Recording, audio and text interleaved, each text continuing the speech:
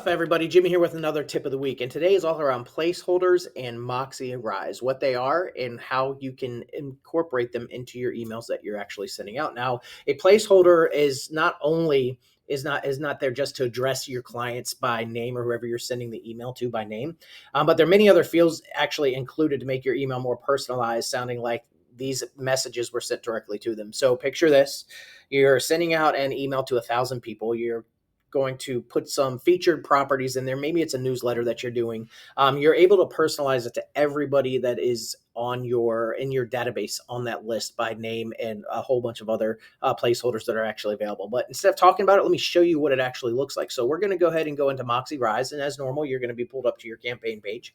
Let's go into our emails and let's see what it looks like when we're actually putting a placeholder in here. So I'm going to go ahead and pull up an email that I've been working on. And you can see here at the very first section, it says Dear First Name. So when you see it highlighted like this, just remember that is going to pull up the first name of the person that you're actually sending this to. Now, there are multiple other types of placeholders that you can put in here. For instance, when I click on the box, you're going to see here that I can edit what's in the box. I can make a copy of it. I can move it. I can do all those things. But we really want to focus on this right-hand side of the box that we put in here called placeholder. And as I drop that down, you're going to see, first off, the first section is contact. So you can put in the contact's email, first name, last name, their display name. That could be very important. Pay attention to when you're actually doing this. So if you do a first name and last name, I know sometimes I'll get leads into the system and all we have is their first name, and then the last name could say something that is not doesn't incorporate correctly to the message. You could do what their display name is. So maybe like my name is James, but I go by Jimmy. So you can actually pull some of those things specifically, and even addresses and things like that. There's some customized fields or custom fields available too.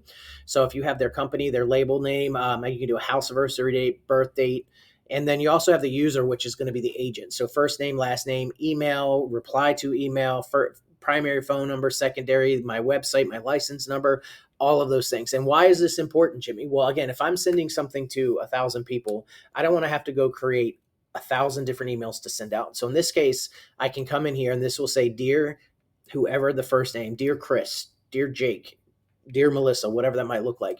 And then I can come down and add a little bit more. Now you can see I already have my signature line basically down. It has my first name, last name, title, primary phone number. Email me here is going to take me to my email address and view website.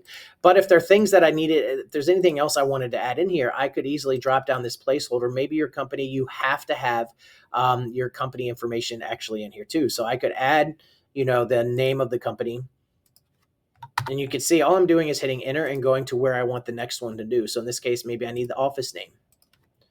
Hit it again. And I can add, maybe you have to have a phone number or a license number, right? You have to maybe have some of that stuff in there. So if you do, you can easily add those. And what it's going to automatically do every single time is going to put your broker's name, office name, and your primary phone number, if that, whatever it might be needed. So this is just a great way to just be a little bit more flexible, but make it look like you're sending a direct message to your clients. And that's how you can use a placeholder when creating your emails. And you can do this in any section of the email. So you could do this for market insights, for just sold, for just listed. You can add this to any place that you can add text, like you can on the right-hand side, all the different text options to be able to put in there.